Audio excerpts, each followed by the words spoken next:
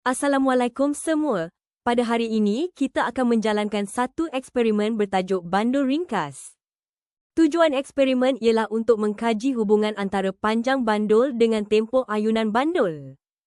Siapa tahu apakah pemboleh ubah manipulasi, bergerak balas dan pemboleh ubah dimalarkan?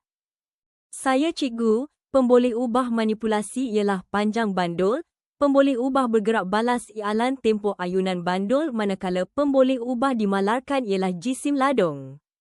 Ya betul, syabas dan tahniah. Baiklah sekarang kita akan menjalankan eksperimen ini bersama-sama.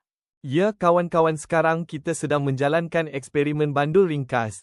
Bahan dan radas ialah pembaris meter, jam randik, kaki retort, dua keping plywood, ladung, benang dan protaktor.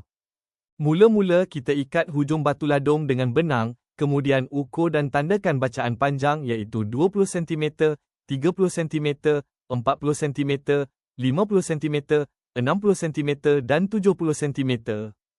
Eksperimen dimulakan dengan panjang benang 20 cm. Apitkan benang pada kaki retort dengan dua keping plywood.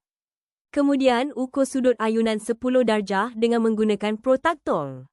Ayunkan bandul dan catat masa yang diambil bagi 20 ayunan lengkap menggunakan jam randik.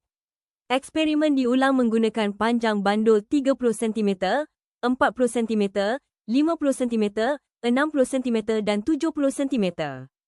Bacaan tempoh dicatat dan direkod dalam jadual. Eksperimen diulang sebanyak 2 kali. Bacaan purata dihitung. Tempoh ayunan dapat dihitung dengan menggunakan formula T/20. Baiklah, sampai sini sahaja eksperimen kita pada hari ini. Sebagai tugasan, murid-murid perlu memplotkan graf dan menyediakan laporan lengkap. Sekian, jumpa lagi kelas seterusnya. Terima kasih semua.